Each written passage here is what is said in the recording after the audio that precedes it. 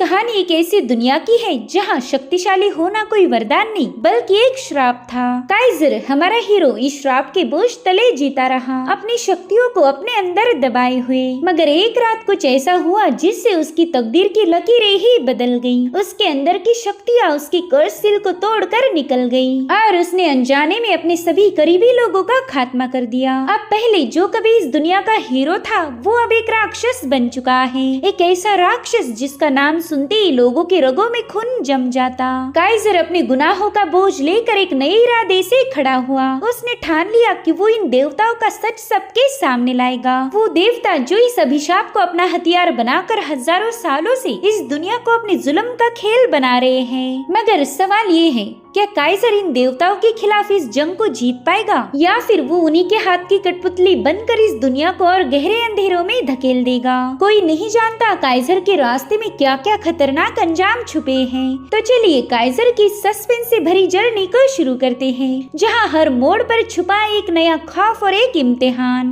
तो कहानी की शुरुआत में हमें बताया जाता है कि किंग्स कॉन्टिनेंट का वेस्टर्न रीजन सी सिटी के नाम से मशहूर है। यहाँ पर टोटल 11 फैमिलीज रूल करती थी, मगर हजारों सालों पहले इन 11 फैमिलीज को गॉड्स ने कर्स कर दिया। इस श्राप को उनके ब्लड लाइन पर लगाया गया था। तो सी सिटी के लोग इसे कर्सिल नाम से जानने लगे, जिसके बाद हमें बहुत ही खूबसूरत सिटी का नजारा दिखाया गया, जहाँ पर लोग डिस्कस कर रहे थे कि आज के ही दिन काइजर की सिस्टर मून फैमिली की हेड पोजीशन को संभालने की शपथ लेने वाली है। लेकिन इस हेड पोजीशन का असली मालिक तो काइजर है। वो तो पहले इस पोजीशन को इनहेरिट कर लेता, लेकिन कुछ सालों पहले हुए इंसिडेंट के बाद किसी भी फैमिली ने काइजर पर भरोसा नहीं किया। लेकिन कुछ लोगों का मानना था कि काइजर काफी ज्यादा बहादुर है। उसने इस सिटी के लिए काफी सारे सैक्रिफाइस किए, यहाँ तक कि समंदर के लुटेरों के साथ भी जंग को जीत लिया, जिससे हमारी सी सिटी महफूज हो गई। क्या काइजर की इतनी सारी एबिलिटीज उन फैमिली को नजर नहीं आती? जिस पर कुछ लोग कह रहे थे नहीं, उन्हें ये एबिलिटीज नजर नहीं आती क्योंकि काइजर काफी ज्यादा बहादुर है, इसीलिए तो उसे हेड की पोजीशन से दूर रखा जा रहा। और अब हमें मून पैलेस का सीन दिखाया गया, जहाँ पर अचानक से एक स्ट्रॉन्ग एनर्जी का एक्सप्लोजन हुआ था। धीरे धीरे करके वो एनर्जी पूरी सिटी में फैल गई। इससे सिटी के लोग अलर्ट हो गए और कहने लगे कि ये एनर्जी तो मून फैमिली के सेरेमनी हॉल से आ रही, जरूर से मून फैमिली खतरे में होगी। जिसके बाद हमें मून फैमिली के सेरेमनी हॉल का सीन दिखाया गया, जहाँ पर बस लाशें ही लाशें थी। अभी थोड़ी देर पहला जो एनर्जी का एक्सप्लोजन हुआ था, ये लोग उसी के कांटेक्ट में आके मारे गए। वहाँ पर हम एक लड़की को देख पाते जो कि इस एनर्जी से घायल तो हो गई थी, लेकिन थोड़ी देर बाद उसे होश आ गया। लेकिन अभी भी उसके दिमाग में उन मरे हुए लोगों की चीखें गूंज रही थी। एक शख्स की बॉडी से निकलने वाली एनर्जी ने ही इन लोगों को खत्म कर दिया था।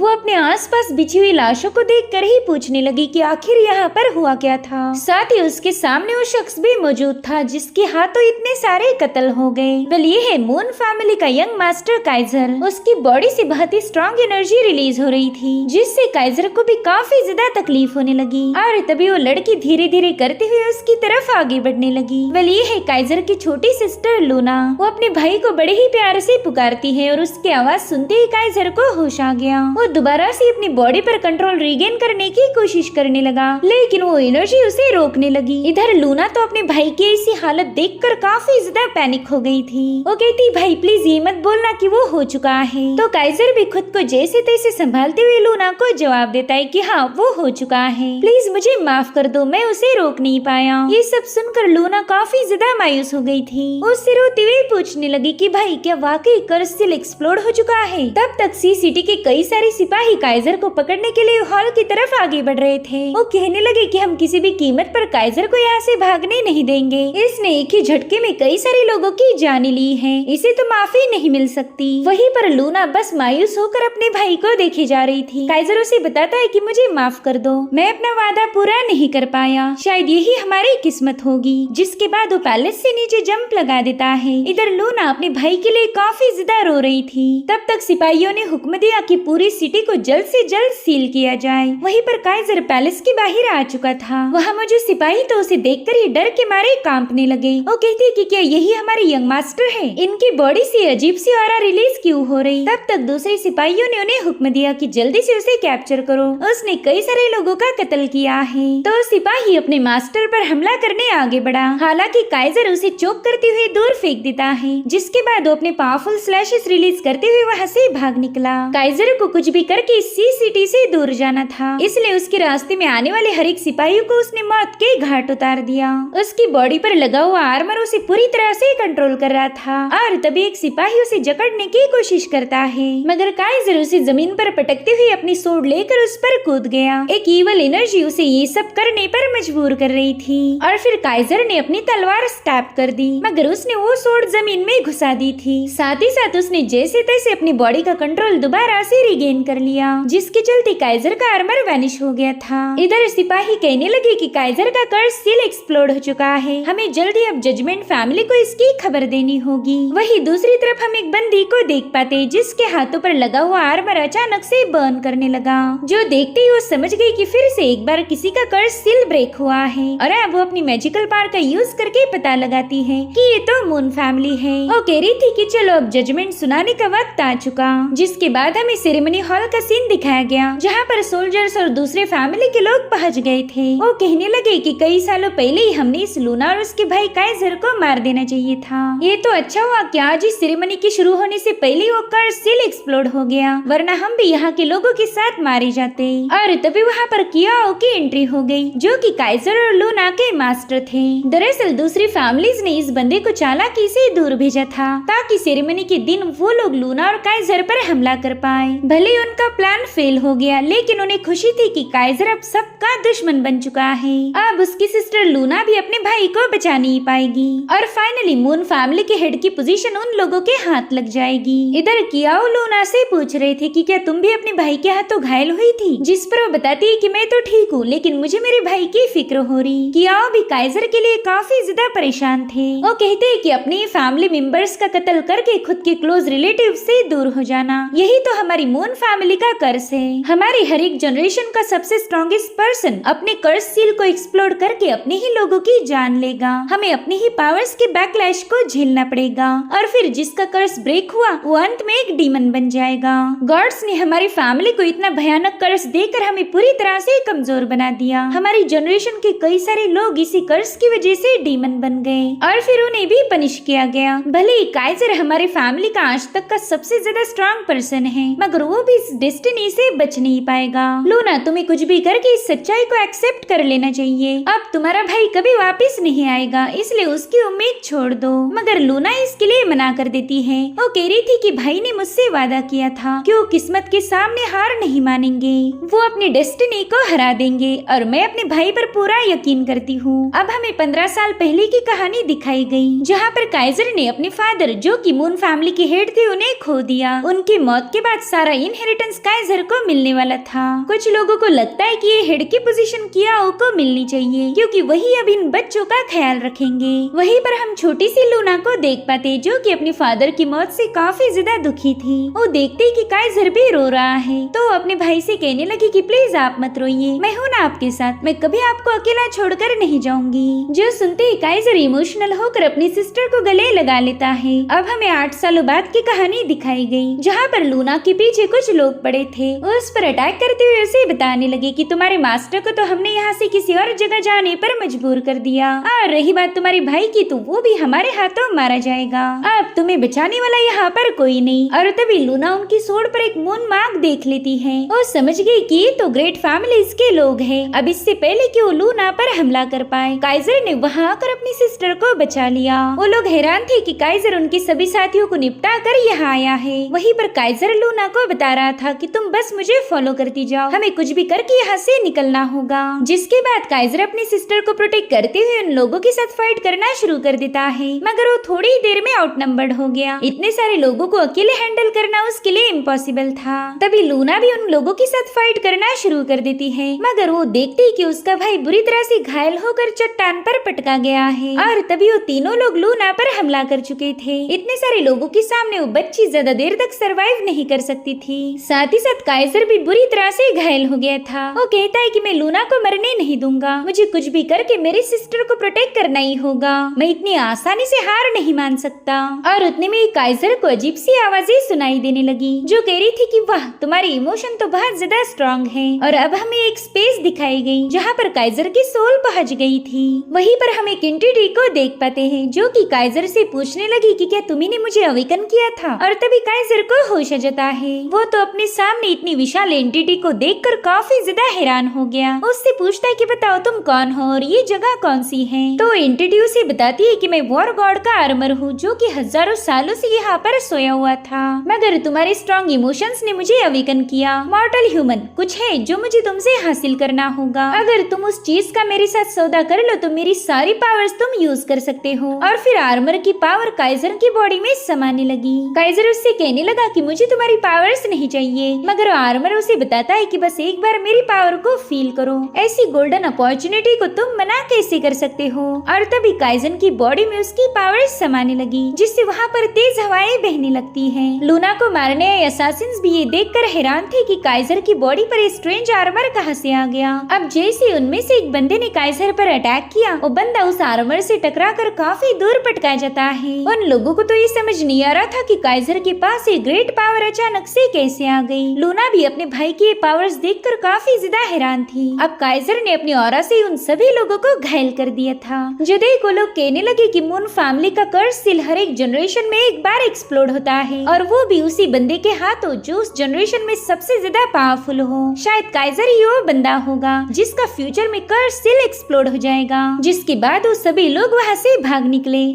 इधर काइजर के आर्मर ने उन पर एक जबरदस्त स्लैश अटैक रिलीज किया था, जिसमें से कुछ लोग मारे गए और कुछ बच के भाग निकले। इधर लूना देखती है कि उसके भाई को कोई अनजान शक्ति मैनिपुलेट कर रही। वो आर्मर काइजर से पूछता है कि बताओ तुम्हें पावरफुल बनना कैसे लगा। और तभी उसकी नजर पड़ी लूना पर। वो उसकी तरफ आगे बढ़ते हुए लूना को खत्म करने के लिए अपनी सोर्ड रेज करता है, मगर लूना ने अपने भाई को जोर से आवाज दी, जिसे सुनते ही काइजर उस आर्मर को अपोज करने लगा। उससे कह रहा था कि तुम मेरी सिस्टर को कोई नुकसान नहीं पहुंचाओगे। साथ ही साथ उसने इस वॉर गॉड आर्मर की पावर्स लेने से भी मना कर दिया, जिससे तो आर्मर काफी ज्यादा हैरान हो जाता है। वो कह रहा था कि तुम्हारी जैसे एक कमजोर मॉर्टल ह्यूमन मेरी पावर्स को मना कैसे बोल सकता है। जिस पर काइजर उसे बताने लगा कि लूना मुझे मेरी जान से भी ज्यादा कीमती है, इसलिए मैं तुम्हारे साथ सौदा करने के लिए उसका यूज कभी नहीं करूंगा। अब मुझे तुम्हारे साथ कोई डील नहीं करनी। वहीं पर लूना से अपने भाई की हालत देखी नहीं जा रही थी, इसलिए वो अपनी सोर्ड ड्रॉप करते हुए सीधे उसके पास चली गई। उसे बड़े ही प्यार से छूकर वापिस आने के लिए कहने लगी। जो सुनते ही काइजर की बॉडी पर लगा हुआ आर्मर अपने आप गायब हो रहा था। वो आर्मर कह रहा था, लड़की पता नहीं क्यों लेकिन मैं तुम्हें पसंद करने लगा हूँ। आज के बाद मैं हमेशा तुम्हें फॉलो करूंगा, तब तक जब तक कि तुम मेरी डील कबूल ना करो।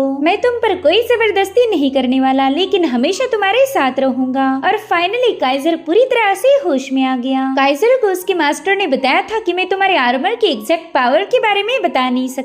मैं नहीं जानता कि उसमें कौन सी शक्तियाँ होगी, लेकिन इतना तो मैं कह सकता हूँ कि वो हद से ज्यादा खतरनाक है। अगर तुम उसे सप्रेस करने में फेल हो गई तो वो ग्रो होता जाएगा और इसका सीधा इफेक्ट होगा तुम्हारी पावर पर। तुम हद से ज्यादा शक्तिशाली हो जाओगे। तुम वो पर्सन बनोगी जिसका कर्स सील कभी भी एक्सप्लोड हो सकता है। तभी काइजर अपने मास्टर से पूछने लगा कि आपने हमेशा कर्स सील का जिक्र किया, क्या आप हमें इस कर्स के बारे में बता सकते हो कि एग्जैक्टली ये है क्या। जिस पर मास्टर कियान जवाब देते हैं कि इस कर्स सील के बारे में तो डिटेल्ड इन्फॉर्मेशन किसी के भी पास नहीं, हमारे पास तो बस इसकी थोड़ी बहुत जानकारी है, जैसे कि डिवाइन रेल्म के गॉड्स ने हमें शापित किया था। हजारों सालों पहले हमारी 11 फैमिलीज के एंसेस्टर गॉड रेल्म में थे और उसी वक्त गॉड्स ने हमारी ब्लड लाइन को शापित कर दिया और फिर गॉड का कर्स हमारी रगों में खून बनकर दौड़ने लगा। वो हजारों सालों से जनरेशन टू जनरेशन पास होता रहा, जैसे कि सन फैमिली को एंडलेस बर्निंग को फेस करना होगा, टावर फैमिली को क्रिस्टल स्प्रेडिंग का कर्स दिया गया,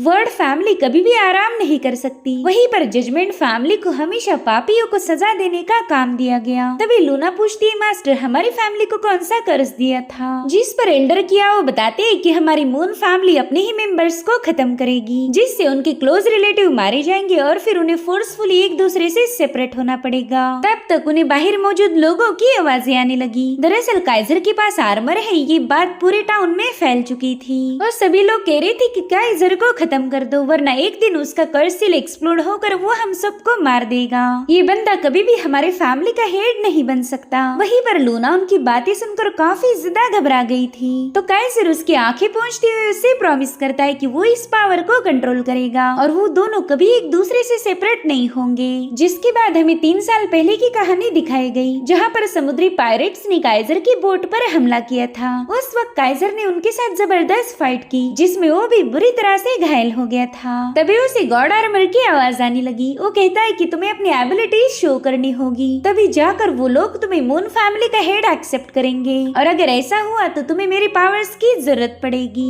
इसलिए मेरी पावर को सप्रेस मत करो। लेकिन काइजर उससे कह रहा था कि नहीं, मुझे तुम्हारी पावर्स नहीं चाहिए, जब तक मैं जिंदा हूँ तब तक फाइट करूंगा। और फिर काइजर ने अपना पूरा जोर लगाते हुए दुश्मनों पर हल्ला बोल दिया। 1 महीने बाद जब वो सिटी में वापस आया तब कई सारे लोग उसके स्वागत के लिए मौजूद थे। वो कहते हैं कि काइजर ने पायरेट्स के किले को डिस्ट्रॉय करके हमारी हिफाजत की है। वैसे तो इस सिटी में कई सारी पावरफुल फैमिलीज और उनके यंग मास्टर हैं, मगर सिर्फ काइजर ने ही हमारा साथ दिया, तो आज से सिर्फ काइजर ही हमारा हीरो है। वहीं पर लूना भी अपने भाई से मिलकर काफी ज्यादा खुश थी। वो कहने लगी, भाई लोगों ने आपको एक्सेप्ट कर लिया है, अब आप हमारे फैमिली के हेड पोजीशन को संभाल सकते हो। तभी काइजर उसे बताता है कि इस फैमिली का हेड मैं नहीं बनूंगा। जो सुनते ही लूना मायूस हो गई। वो कह रही थी कि पूरे सी सिटी में आपके जितना बहादुर और दिलेर कोई नहीं, तो प्लीज आप अपनी पोजीशन को एक्सेप्ट कीजिए। इनफैक्ट अब तो सी सिटी के गरीब लोगों ने काइजर का स्टैचू भी बना दिया था। लेकिन नोबल फैमिली को ये बात अच्छी नहीं लगी। जब काइजर का कर्ज सील ब्रेक हुआ उसी दिन उन लोगों ने गुस्से में आकर उस स्टैचू को गिरा दिया। अब कहानी दोबारा से प्रेजेंट टाइम में आ जाती है। सी सिटी की नोबल फैमिलीज ने काइजर को डीमनिया नाम दिया था। उनकी बातों से काइजर का दिल पूरी तरह से टूट गया। तभी गॉड आर्मर उसे समझाता है कि तुमने इन लोगों पर ध्यान नहीं देना चाहिए। इन लोगों को तुम्हारी मुश्किलों के बारे में नहीं पता, इसलिए इनकी बातों को नजरअंदाज करो। और अब लूना जजमेंट हॉल के सामने पहुंच गई। आज यहीं पर उसके भाई की सुनवाई होने वाली थी, जहां पर वर्ड फैमिली का हेड कह रहा था कि अब हमें उस काइजर की कोई जरूरत नहीं, मून फैमिली के सारे अफेयर्स हमारे हवाले कर दो। हम मून फैमिली को पूरी तरह से टेक ओवर करना चाहते हैं। जिस पर एक दूसरा बंदा कहने लगा कि ऐसे तक छीनने की कोई जरूरत नहीं, पहला तो हम लूना को उस हेड की पोजीशन पर बिठा देंगे और फिर उसे जो भी हरा कर रिप्लेस करेगा वही मून फैमिली का लीडर बनेगा। उतने में ही वहाँ का डोर ओपन होकर लूना हॉल में पहुँच गई। वो कह रही थी कि मून फैमिली के लीडर बनने के लिए मेरे पास सारी अथॉरिटीज हैं, इसलिए कोई भी नोबल फैमिली इसमें इंटरफेयर नहीं करेगी। जिस पर हर्मिट फैमिली का एल्डर कहने लगा कि वैसे तो सी सिटी में कोई भी फैमिली एक दूसरे के मैटर में इंटरफेयर नहीं करती, मगर इस बार हम सबको एक होकर काइजर को पनिश करना होगा। लेकिन इसके लिए लूना तैयार नहीं थी। वो कहने लगी किसी सिटी के कानूनों को मैं अच्छी तरह से जानती हूँ। यहाँ के रूल्स के अकॉर्डिंग जिस भी पर्सन ने मिलिट्री में अचीवमेंट हासिल की हो और अगर उसका कर्ज सील ब्रेक होकर उसके हाथों से कोई गलत काम हो गया तो उसे माफ कर दिया जाएगा। और यहाँ मौजूद हर एक पर्सन अच्छे से जानता है कि मेरे भाई ने हमारी सी सिटी के लिए क्या किया। जिस पर लोग कहने लगे कि अगर तुम्हारा भाई सी सिटी को बचा सकता है तो उसे डिस्ट्रॉय भी कर सकता है, इसलिए उस बंदे को पनिशमेंट मिलना तो कंफर्म है। और उतने में ही जजमेंट फैमिली की मेल ओजी कहने लगी कि तुम लोगों का डिस्कशन बहुत ही ज्यादा बोरिंग है। 11 फैमिलीज में जिसका भी कर्ज सील ब्रेक होगा उस बंदे की बॉडी में अनकंट्रोलेबल पावर्स आ जाएगी। वो खुद भी उसे कंट्रोल नहीं कर सकता और आखिरकार वो एक डीमन में बदल जाता है। जो सुनते ही लूना उस पर काफी ज्यादा भड़क गई। वो कह रही थी कि मेरा भाई सबसे अलग है, वो कभी एक डीमन नहीं बन सकता। जिस पर मैं कहती लूना शायद तुम भूल गई हो कौन डीमन है और कौन ह्यूमन, इसका फैसला सदियों से हमारी जजमेंट फैमिली ही करती आई है, इसलिए तुम अपनी सलाह अपने पास रखो। तो लूना इमोशनल होकर सबको बताने लगी कि हर बार किसी न किसी का कर्ज सील ब्रेक होता है और फिर हमें जजमेंट मीटिंग बुलाकर उस पर्सन को डीमन करार देते हुए इसे खत्म करना पड़ता। लेकिन ये कब तक चलेगा? क्या आप लोग इससे तंग नहीं आए? क्या आपको नहीं लगता कि हमने इस मुसीबत को जड़ से खत्म कर देना चाहिए? जो सुनकर मैं कहती लूना तुम तो काफी नाइव हो। ये कर्ज सील गॉड्स ने हमारी ब्लड लाइन पर फिक्स किया था। जब तक हमारी ब्लड लाइन चलती रहेगी तब तक ये सील कैरी ऑन होगा। आज तो कोई भी इस सील से आजाद नहीं हो पाया। इधर दूसरी फैमिली के लोग कहने लगे कि मेरी लाउजी भी अब काफी ज्यादा परेशान होगी। अगर वो काइजर को खत्म नहीं कर पाई तो उसका कर्ज सील एक्सप्लोड हो जाएगा। जजमेंट फैमिली की यही तो डेस्टिनी है। उन्हें उन लोगों को खत्म करना पड़ेगा जिनका सील डिस्ट्रॉय हो गया। अगर वो किसी को पनिश नहीं कर पाए तो फिर वो खुद ही मारे जाएंगे। इधर मैं सबको बता रही थी कि गॉड्स ने ही हमारी जजमेंट फैमिली को डीमंस को खत्म करने की अथॉरिटी दी थी, इसलिए मैं जजमेंट फैमिली की मेरी लाउज ये ऑफिशियली डिक्लेयर करती हूँ कि काइजर का कर्ज सील एक्सप्लोड होने की वजह से मैं उसे मौत की सजा सुनाती हूँ। जो सुनते ही सभी फैमिलीज काफी ज्यादा खुश हो गई। काइजर इस सिटी का हीरो था और हीरोज के कई सारे दुश्मन होते हैं, इसलिए लोग काइजर को मरते हुए देखना चाहते थे। मगर लूना ने अभी भी हार नहीं मानी थी। वो कहती है कि भले हम ब्लड लाइन को बदल नहीं सकते, मगर डेस्टिनी को कंट्रोल करना पॉसिबल है। लोग बेवजह कहते हैं कि हम किस्मत को बदल नहीं सकते, लेकिन मेरा भाई इस तकदीर को एक्सेप्ट नहीं करेगा। जिस पर मैं कह रही थी, लूना मैं जानती हूँ तुम अपने इकलौते भाई को मरता हुआ नहीं देख सकती, मगर तुम्हारे भाई की पनिशमेंट तो अटल है। अगर तुम हमारा साथ दो तो हम मून फैमिली के हेड की पोजीशन खुद तुम्हारे हवाले करेंगे। जिस पर लूना कहने लगी कि आप सभी लोग मेरे भाई को डीमन बोल रहे, तो मुझे बताएं कि आप इन तीनों को क्या बोलोगे। इन तीनों ने हमेशा मुझे और मेरे भाई को खत्म करने की कोशिशें की, तुम सभी लोग इसमें शामिल थे, तो इसलिए मैंने आज डिसाइड कर लिया कि मैं अब तुम्हारा साथ नहीं दूंगी। आज के बाद हमारी मून फैमिली 11 फैमिलीज का हिस्सा नहीं रहेगी। भले ही तुम लोग मेरे भाई को डीमन बोल रहे हो, मगर असली डीमन तो तुम लोग हो। जिसके बाद वो गुस्से में जजमेंट हॉल से बाहर आ गई, लेकिन उसके सामने मेई की पूरी आर्मी खड़ी थी। तभी मेई को फील होता है कि वो लूना के साथ गलत कर रही, इसलिए उसने अपने आर्मी को स्टैंड डाउन कर दिया। वहीं पर हम देख पाते हैं कि पूरे सिटी को सील्ड कर दिया था। कोई भी जहाज न सिटी से बाहर जाएगा और न ही कोई सिटी में दाखिल होगा। साथ ही साथ पूरे सिटी में काइजर के वांटेड पोस्टर लगा दिए गए। जो भी काइजर को कैप्चर करेगा उसे बहुत बड़ा इनाम दिया जाएगा। मगर सिटी के कुछ लोग अभी भी काइजर के सपोर्ट में थे, इसलिए उन्होंने काइजर का साथ देने का डिसीजन लिया। इधर काइजर भी एक चोगा पहनकर ये सब देख रहा था। आर्मर उससे कहता है कि ये लोग तुम्हें बहुत ज्यादा पसंद करते हैं, मगर इनकी कोशिशें नाकाम हो जाएगी। अब कोई तुम्हें बचा नहीं सकता सिवाय मेरे। वहीं पर काइजर एक बंदे से गॉड रोयम जाने के लिए उसकी जहाज मांग रहा था, मगर उसने इसके लिए साफ साफ इनकार कर दिया। साथ ही वहाँ पर हम एक मिस्टीरियस शख्स को देख पाते हैं जो कह रहा था, काइजर शायद तुम्हें गॉड रोयल में जाना होगा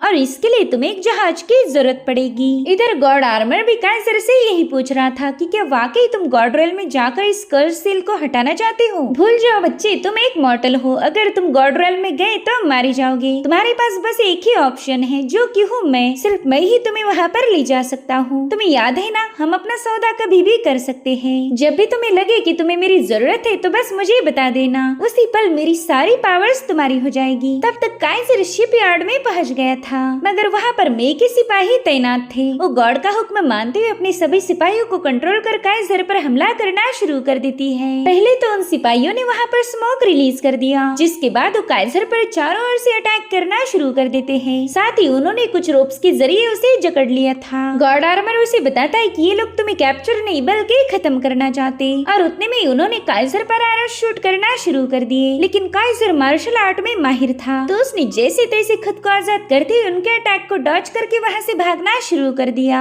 लेकिन वहाँ पर सिपाहियों की कोई कमी नहीं थी, जिनके साथ अकेले फाइट करना काइजर के लिए बहुत डिफिकल्ट हो गया था। और तभी कई सारे सोल्जर आकर उसे सप्रेस करने लगे। वेल, इन सब का कंट्रोल में एक ही हाथ में था, लेकिन इतने सारे सिपाही होकर भी वो काइजर को कैप्चर नहीं कर पा रहे थे। वहीं पर काइजर खुद को आजाद कर वहाँ से भागने लगा, मगर उन सिपाहियों के पास बेहतरीन वेपन्स थे, जो कि फ्लाई करते हुए जाकर काइजर की बॉडी पर कई सारे कट्स लगा देते हैं। लेकिन अभी भी काइजर अनस्टॉपेबल था। इन लोगों की फाइट में शिपयार्ड पूरी तरह से तहस नहस हो गया, और उतने में मेई अपने एक सोल्जर के हाथों काइजर पर हैमर से अटैक करवा देती है, जिससे घायल होकर वो काफी दूर जाके पटक गया था। और अब देखते ही देखते उस पूरी इलाके को जजमेंट हॉल के आर्मी ने घेर लिया। मैं उससे कह रही थी, काइजर अब तुम यहाँ से भाग नहीं सकते। इधर वो आर्मर भी काइजर को यही बता रहा था कि अब तुम्हारा जिंदा रहना इम्पॉसिबल है, जल्दी से मुझे बाहर आने दो। मगर काइजर ने अभी भी हार नहीं मानी थी। वो अपने पास आने वाले हर एक सोल्जर को खत्म किए जा रहा था। लेकिन तभी वहाँ का ब्रिज ब्रेक होकर उसी मिस्टीरियस पर्सन की एंट्री हो गई। वेल, इसका नाम है बायरन, और ये इसी सिटी का मर्सनरी था, यानी कि ऐसा शख्स जो कि पैसे लेकर किसी को भी खत्म कर सकता है।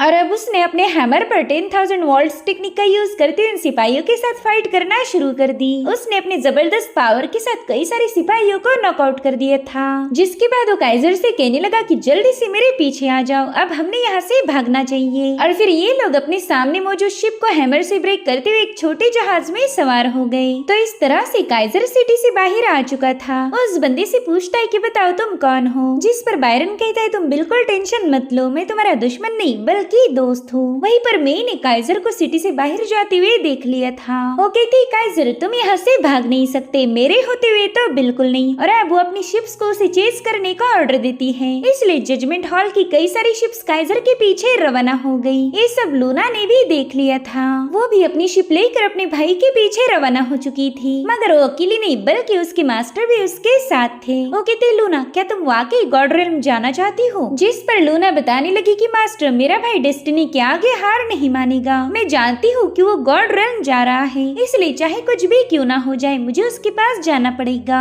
लेकिन मास्टर नहीं चाहते थे कि लूना गॉड रेल्म जाए, इसलिए वो उसे समझाने लगे कि शायद कर्स सील के एक्सप्लोड होने की वजह से तुम्हारा भाई बदल चुका होगा। ऐसा भी हो सकता है कि वो तुम्हें पहचान ही ना पाए। मगर लूना का डिसीजन फर्म था। वो कहती मास्टर इससे कोई फर्क नहीं पड़ेगा, मैं बस उसे वापस लाना चाहती हूँ। जो सुनकर मास्टर कहते ठीक है फिर मैं भी तुम्हारे साथ चलूंगा, तुम्हारी पुरानी इंजुरीज अभी तक हील नहीं हुई है तो मैं तुम्हें अकेले वहाँ पर नहीं जाने दे सकता। और रही बात काइजर की तो वो मेरा डिसाइपल है, एज ए मास्टर उसे बचाना ही मेरा फर्ज होगा। तो फाइनली लूना भी अपने मास्टर के साथ गॉड रेल्म की तरफ रवाना हो गई, जो कि यहाँ से हजारों मील दूर है। और अब यहाँ पर हमें दोबारा से 8 साल पहले की कहानी दिखाई गई, जहाँ पर काइजर अपने मास्टर से पूछ रहा था कि क्या वाकई कर्स सील एक्सप्लोड होने के बाद लोग मारे जाते हैं। तो मास्टर उसे बताते कि हाँ वो बहुत ही भयानक मौत होती है। जब मेरे भाई का कर्स सील एक्सप्लोड हुआ था तब उसने जजमेंट हॉल के कई सारे सिपाहियों को खत्म कर दिया था, मगर वो किस्मत के फैसले से बच नहीं पाया। उसकी पावर ने उस पर अटैक कर दिया, जिससे उसे ऐसा दर्द हो रहा था कि हम उसकी पेन को इमेजिन भी नहीं कर सकते।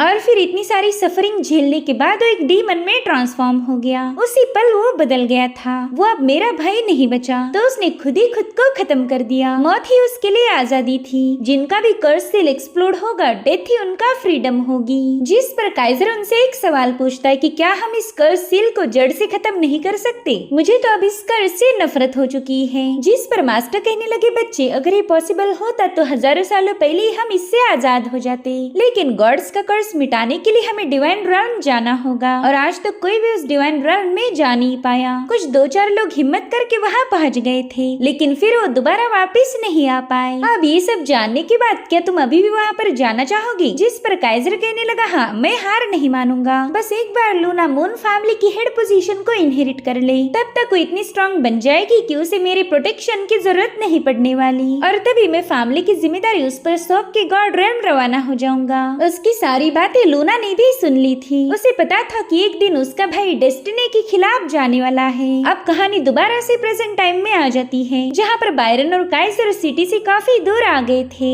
बायरन कहता है मैं तुम्हें अच्छे से जानता हूँ, तुम मून फैमिली के सबसे स्ट्रॉन्गेस्ट वॉरियर काइजर हो। अब तक तो तुम मून फैमिली के लीडर बनने चाहिए थे, मगर तुमने अपनी पोजीशन अपनी यंगर सिस्टर के हवाले कर दी। सच बताओ तो ऐसा कोई नहीं करता, शायद बाद में तुम्हें पछतावा हुआ होगा, इसलिए तो तुमने कोरोनेशन सेरेमनी में तबाही मचा दी। उतने में ही काइजर उसे टोकते हुए पूछता है कि बताओ तुम मेरी मदद क्यों करना चाहते हो, मैं तो तुम्हें जानता भी नहीं। उसका सवाल सुनते ही बायरन हंसने लगा। वो कहता है दोस्त तुम्हें ज्यादा खुश होने की जरूरत नहीं कि मेरे जैसा बहादुर इंसान तुम्हारी मदद कर रहा। दरअसल मैं तुम्हारी नहीं बल्कि खुद की हेल्प कर रहा हूँ। तुम लोग नोबल फैमिली से बिलोंग करते हो, इसलिए शायद तुम्हें इस बारे में पता नहीं होगा। दरअसल इन क्रिस्टल कंटेमिनेशन की वजह से कई सारे ऑर्डिनरी लोग मारे जा रहे हैं। पहला तो मुझे समझ ही नहीं आ रहा था कि इन लोगों की मौत कैसे हो रही। फिर मैंने काफी ज्यादा इन्वेस्टिगेशन किया, इसमें कई साल जाया हो गए, लेकिन फाइनली मुझे मेरे जवाब मिल चुके थे। दरअसल टावर फैमिली को क्रिस्टल स्प्रेडिंग का कर्ज दिया गया था। ये क्रिस्टल पीने के पानी के अंदर भी स्प्रेड होने लगे, तो जिसने भी वो कंटेमिनेटेड पानी पिया वो लोग मारे गए। मुझ पर भी इसका असर हुआ था, इसलिए तो मुझे मेरा एक हाथ काटना पड़ा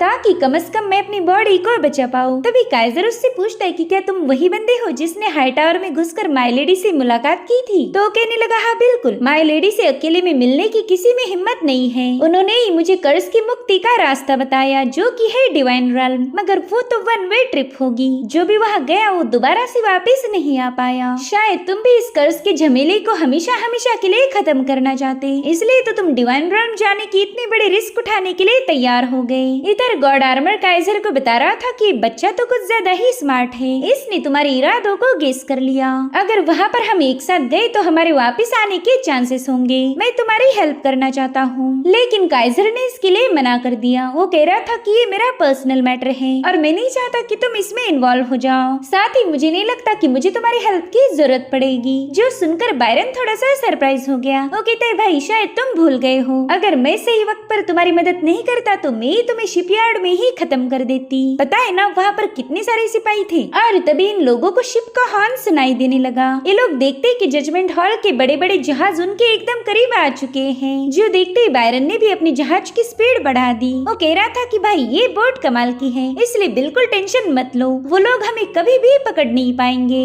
और फिर ये दोनों बड़ी ही तेजी से आगे बढ़ने लगे। काइजर उसे बता रहा था कि सामने एक रिफ है, अगर हम यही कहीं पर छुप गए तो उनसे पीछा छूट जाएगा। तो बाइजर अपनी बोट को गोल गोल घुमाते एक चट्टान के पीछे छुप जाता है, जिसके चलते जजमेंट हॉल के लोग इन्हें देख नहीं पाए और वो वहाँ से आगे निकल जाते हैं। काइजर इतना तो समझ गया था कि इस बंदे में दम है, तो उससे पूछता है कि बायरन क्या वाकई तुम मेरे साथ डिवाइन रॉल में आना चाहते हो? याद रखो ये हमारा आखिरी सफर भी हो सकता है। जिस पर बायरन कहता है कि जब सी सिटी पर समुद्री पायरेट्स ने अटैक किया था तब नोबल फैमिली से सिर्फ तुम ही वो अकेले शख्स थे जिसने हमारे जैसे कॉमन लोगों का साथ दिया। जंग खत्म होने तक तुम हमारे साथ थे, इसलिए एक स्ट्रॉन्गेस्ट वॉरियर और सी सिटी के नोबल हीरो का साथ देने के लिए मैं तैयार हूँ। एक हीरो के होते हुए मुझे कोई भी मार नहीं सकता। जिस पर काइजर मायूस होकर कहने लगा कि अब मैं वो हीरो नहीं हूँ बल्कि मैं एक डीमन बन चुका हूँ। लेकिन लोग चाहे कुछ भी सोचे, बायरन को उसकी बातों पर यकीन नहीं था। वो काइजर को समझाता है कि अगर तुम वाकई एक डीमन होते तो डिवाइन रॉल्म जाने के लिए इतनी सारी मुश्किलें नहीं उठाते। और वैसे भी कौन हीरो है और कौन डीमन ये कोई भी बता नहीं सकता। हीरो और डीमन की डेफिनेशन किसी को पता नहीं। उसकी बातें सुनकर काइजर को उसके आर्मर की आवाज आने लगी। वो कहता है कि तुम्हारा तो पता नहीं, लेकिन मैं इस बंदे को लाइक करने लगा हूँ। तो अब काइजर भी बायरन को अपने साथ ले जाने के लिए तैयार हो गया। उसे मैप शो करते हुए कह रहा था कि इसी रास्ते पर चलते रहो, यही हमें डिवाइन रॉल्म तक पहुंचा देगी। वहीं दूसरी तरफ लूना की जहाज भी डिवाइन रॉल्म के काफी करीब पहुंच चुकी थी। वो कहती कि शायद थोड़ी देर पहले भाई यहाँ से गुजरे होंगे, लेकिन मास्टर उसे समझा रहे थे कि ये सफर खतरनाक होगा, अगर तुम्हें मरना नहीं है तो वापस चलो। हालांकि लूना ने इसके लिए मना कर दिया।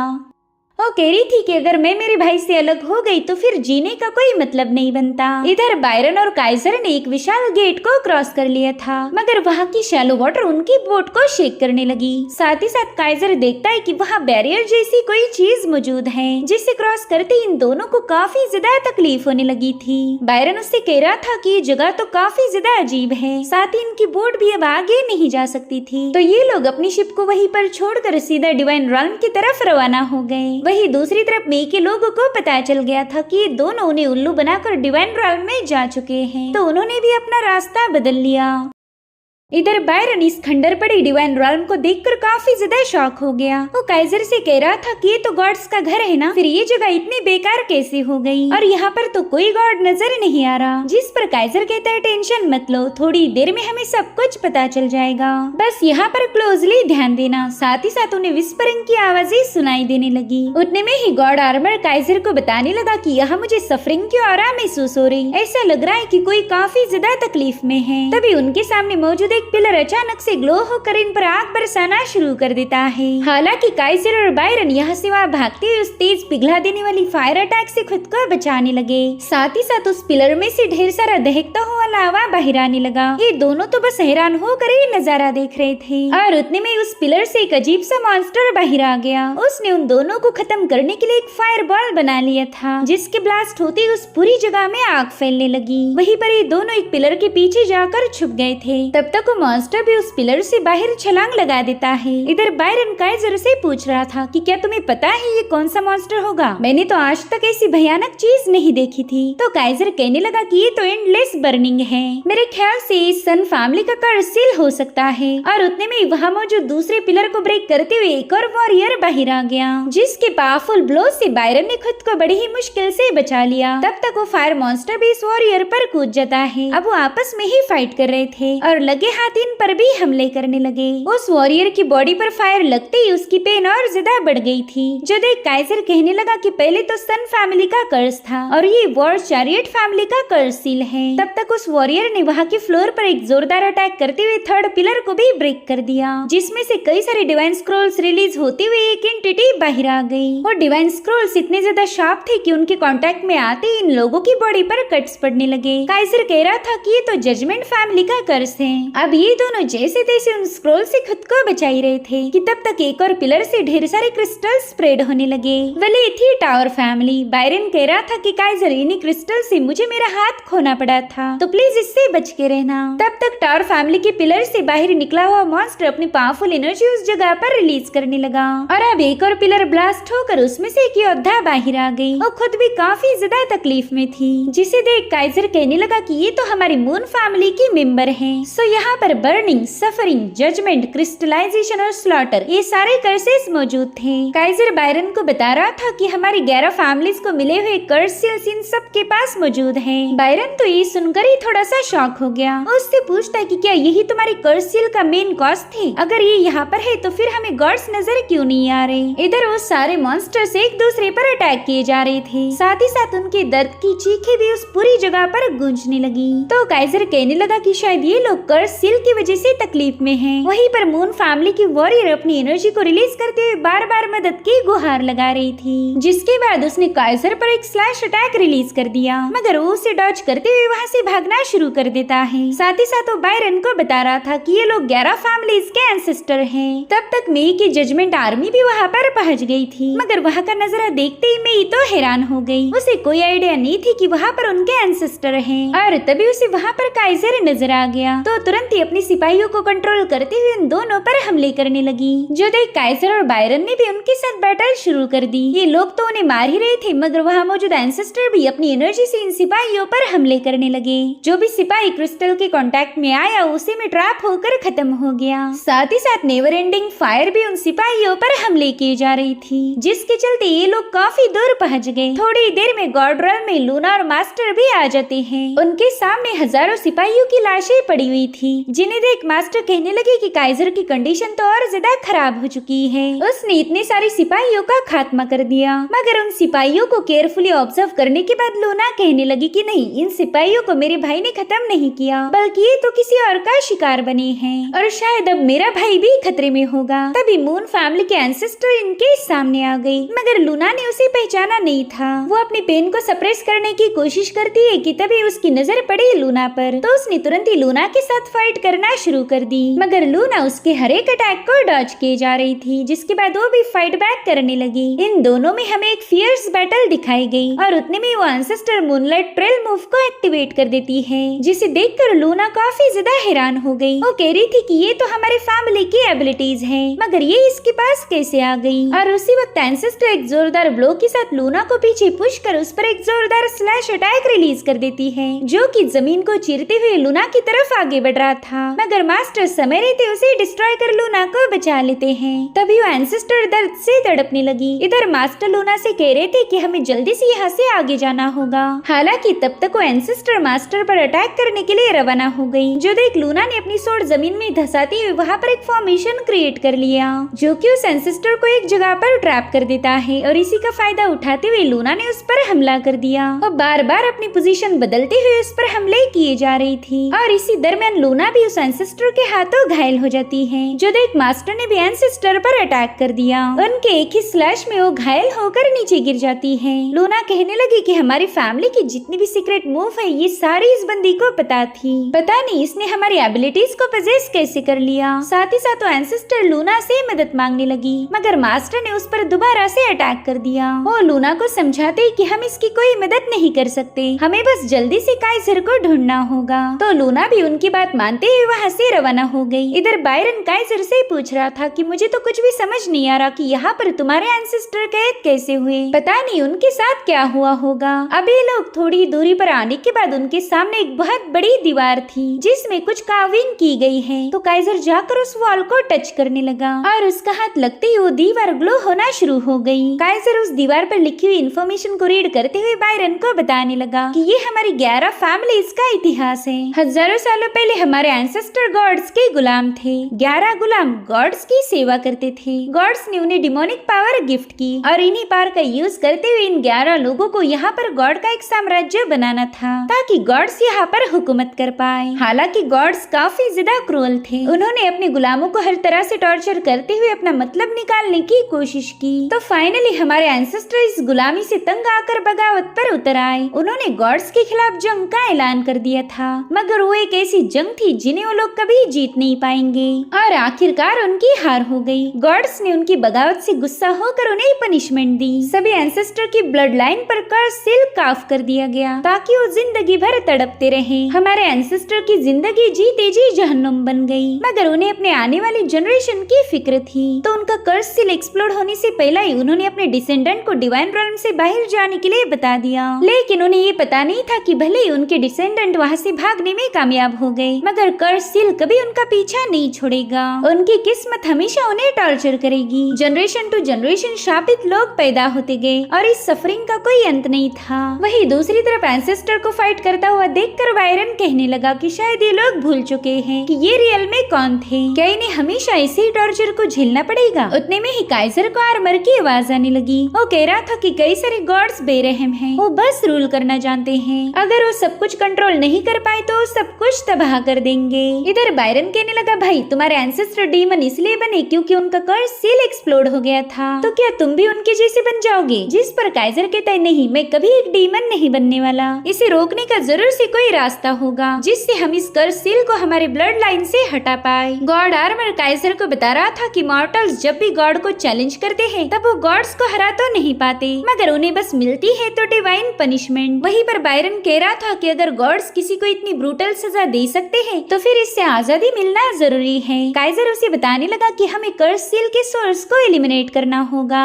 और वो सोर्स कोई और नहीं बल्कि खुद गॉड है, यानी कि अब हमें गॉड को ही खत्म करना होगा। तभी अचानक से डिवाइन रेल्म में एक एनर्जी रिलीज होने लगी जिससे वो पूरी रेल्म शेक हो रही थी। साथ ही साथ वहाँ की जमीन में क्रैक्स पड़कर कुछ जंजीरें बाहर आने लगी। इधर लूना एक क्लिफ से नीचे गिर चुकी थी और उतने में ही कुछ जंजीरों में लिपटी हुई सोड वहाँ पर सेटअप होने लगती है। पूरे डिवाइन रेल्म को इन चेन्स ने होल्ड कर लिया था, जिसके बाद हम एक वॉरियर को देख पाते हैं जिसकी बॉडी में पावरफुल ऑरा समाने लगी, मानो वो उसे अवेकन करना चाहती हो। और इसी के साथ एपिसोड यहीं पर एंड हो जाता है। Thank you so much for watching. Bye bye, take care.